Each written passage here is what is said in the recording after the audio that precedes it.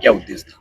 देखिए, पूरे उत्तर प्रदेश के 18 मंडलों में अस्तित्व बचाओ, भाईचारा बनाओ प्रबुद्धजन सम्मेलन आजाद समाज पार्टी काशीराम के नेतृत्व में हुआ है, जिसमें इन वर्गों के पढ़े लिखे बुद्धिजीवी, रिटायर कर्मचारी, डॉक्टर, इंजीनियर, IAS, IPS, वकील, जज, प्रोफेसर, चिंतक, पत्रकार, तमाम साथियों को बुला के पूर्व प्रधान, पूर्व जिला पंचायत सदस्य, पूर्व विधायक, पूर्व सांसदों को बुलाकर महापुरुषों का आंदोलन, बाबा साहब अम्बेडकर, माननीय काशीराम साहब का आंदोलन कैसे जो है आगे बढ़े, कैसे ये जागरूक हो, इसके लिए प्रयास किया जा रहा है। और ये 13वां सम्मेलन था, सहारनपुर से शुरू हुआ था और आज 13वां सम्मेलन था। एक सम्मेलन हमारा बीच में जो प्रयागराज का था वो नहीं हो पाया था, इसलिए नहीं हो पाया था क्योंकि मैंने उसको कैंसिल कर दिया था। प्रयागराज में गया था, करछना में घटना घट गई थी।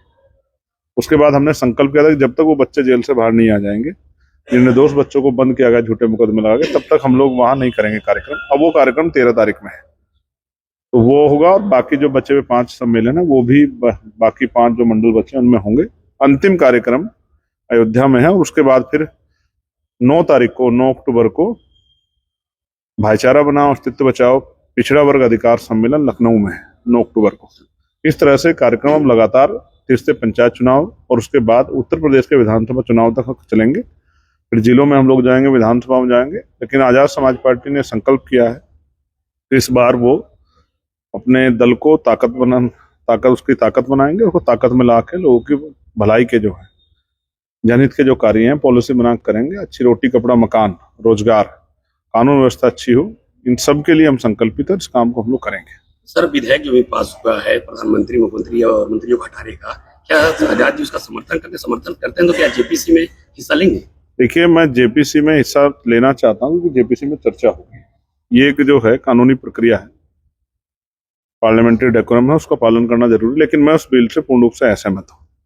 हालांकि मैं तो मुख्यमंत्री, प्रधानमंत्री नहीं हूँ जिसको कोई भय हो, लेकिन कोई भी बिल जो संविधान के खिलाफ आता है, हम संविधान को मानने वाले लोग हैं। संविधान के, आप समझिए, एक डेथ वारंट है जो सत्ता के विपक्ष में लोग हैं उनके लिए, और जो सत्ता के साथ भी हैं लेकिन किसी कारण सत्ता दूर होते हैं उनके लिए भी। इसलिए मैं इस संवैधानिक बिल का पूर्ण रूप से विरोध करता हूँ।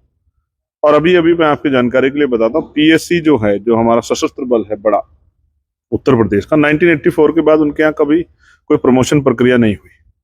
अभी उनकी पीड़ा मेरे सामने आई थी, मैंने मुख्यमंत्री जी को पत्र लिखा था, उस पत्र का संज्ञान लिया गया है और एक कमेटी उसमें बनाई गई है। जो सामान्य नागरिक पुलिस है उसके प्रमोशन लगातार होते हैं, लेकिन PSC और सशस्त्र बलों के जो पुलिसकर्मी हैं उनके सापेक्ष जो है, नागरिक पुलिस के सापेक्ष उनकी पदोन्नति नहीं हो रही थी। ये मामला हमने उठाया था, सरकार ने उसके बाद उसका संज्ञान लिया। अभी कमेटी उन्होंने बना दी, मुझे उम्मीद है कि जल्द उसका संज्ञान भी लिया जाएगा, यथावत जो है उनकी पदोन्नति होगी जिस तरह से नागरिक पुलिस की हो रही है।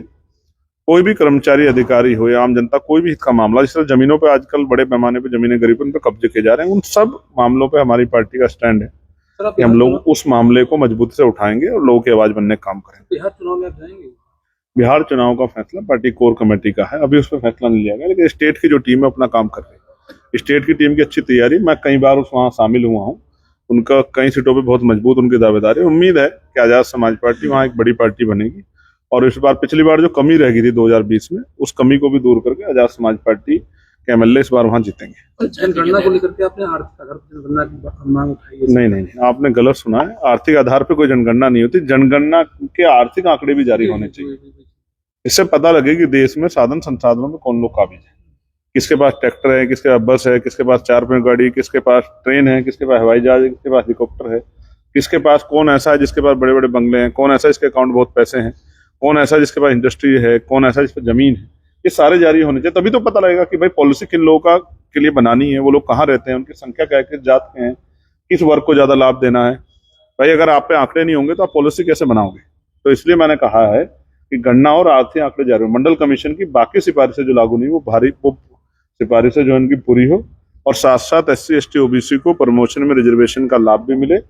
जो हमारे हमारे साथी हैं बहुजन समाज की पार्टी है, उन्हीं की लापरवाही के कारण जो है, गैर जिम्मेदारी के कारण वो बिल फट गया था, जिसकी वजह से बहुत बड़ा नुकसान SC ST OBC के कर्मचारियों, SC ST कर्मचारियों को उठाना पड़ा। अब हमारी मांग है उनको मिले और प्राइवेट सेक्टर में भी आरक्षण पॉलिसी लागू, इसका फायदा SC ST OBC को मिले।